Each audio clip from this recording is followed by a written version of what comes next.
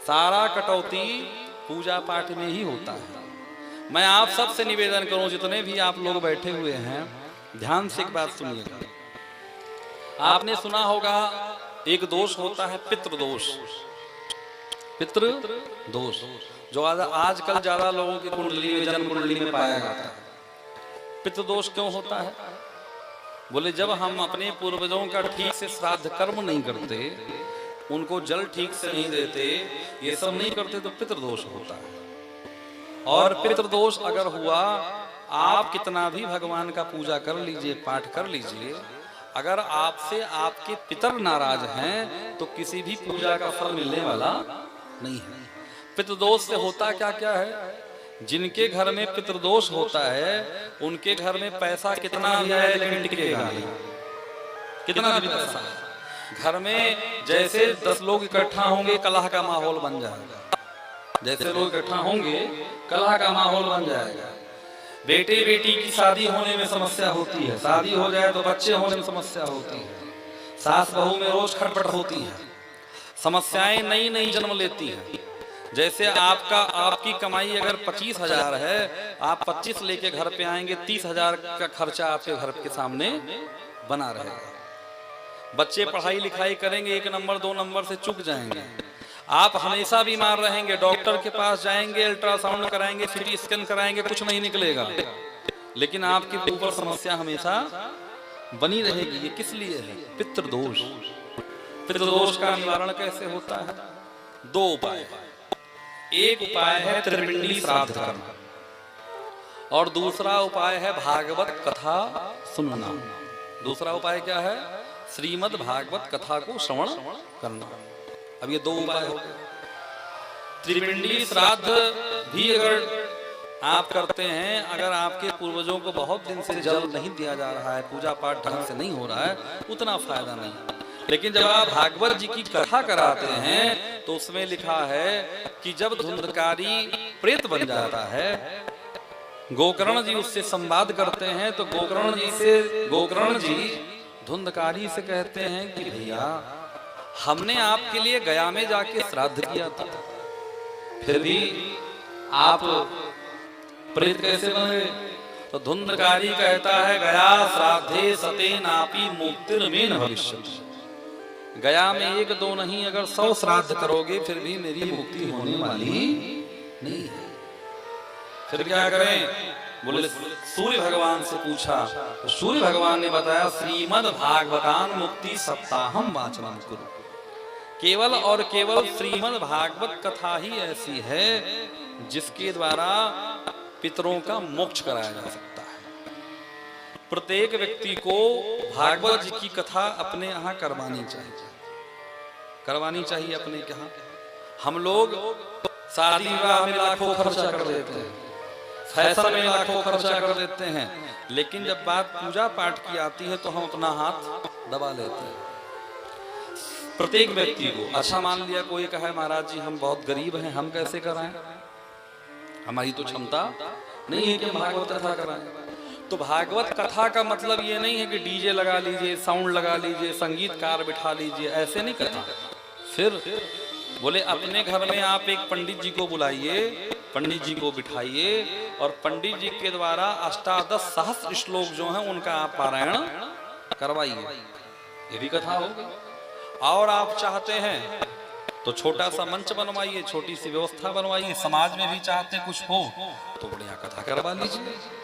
अगर आपके अपनी व्यवस्था नहीं बन रही है, आपकी अपनी व्यवस्था नहीं बन पा रही है, तो 4 लोगों को, 6 लोगों को, 10 लोगों को तैयार कर लीजिए और सब लोग मिलजुल करके ऐसे सामाजिक कार्यक्रम कराइए, उसमें आप यजमान बन जाइए, अपने पितरों की फोटो लेकर के जाइए, अपने घर की मिट्टी लेकर के जाइए, और सामूहिक कार्यक्रम में भी आप पितृदोष के निवारण के लिए भागवत करा सकते हैं।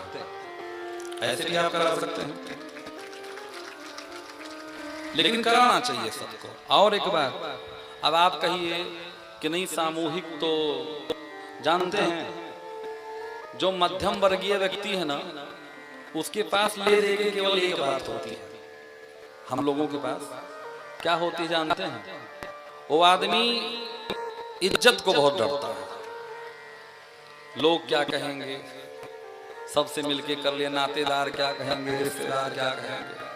अगर ये समस्या आती है और आपका मन है कि आप भागवत जी की कथा कराना चाहते हैं, लेकिन कथा जब भी कराइए तो किसी विद्वान से कराइए, ये भी एक बात है, तभी उसका लाभ होने वाला। अगर अच्छे डॉक्टर से इलाज नहीं होगा दोबारा फिर पथरी हो जाएगी।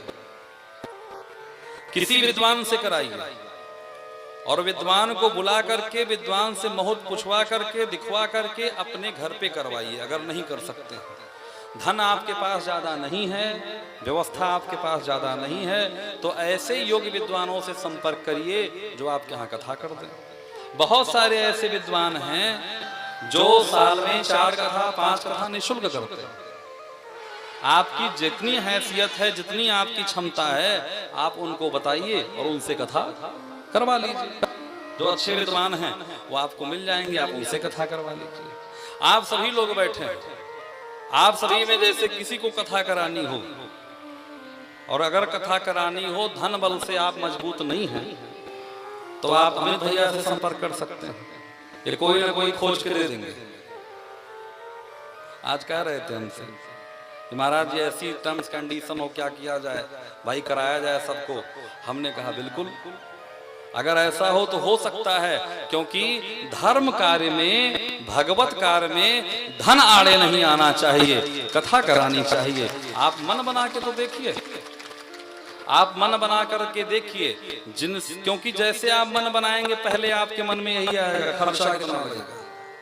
क्यों भैया, चर्चा आपसे हो रही थी, खर्चा कितना लगेगा। तो भागवत जी के कथा में जो महात्मा आया है, उसमें सबसे पहले सनकादिक ऋषियों ने भागवत जी का खर्चा ही बताया है। कितना खर्चा लगता है जानते हैं? कोई जानता है? बोलिए। सनकादिक ऋषि कहते हैं कितना? विवाहे यादृशं मूलम यद मूलम परिकल्पये। बिटिया के शादी में जितना पैसा खर्चा होता है, उतना भगवान की कथा में खर्चा करना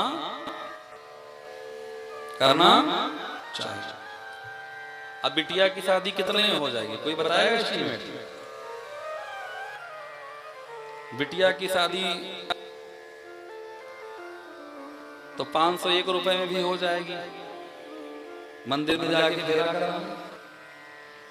25,000 में भी हो जाएगी, 50,000 में भी हो जाएगी, 1 लाख में भी हो जाएगी, और लोग अपने बिटिया के शादी में करोड़ों खर्चा करते हैं।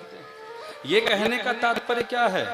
सनकादियों की ये कहने का तात्पर्य है कि जितना आपका सामर्थ्य हो, जितना बड़ी आपकी चद्दर हो, उतने आपको पैर पसारना चाहिए, लेकिन दिल खोल करके, मन खोल करके भगवान की कथा में सम्मिलित होना चाहिए।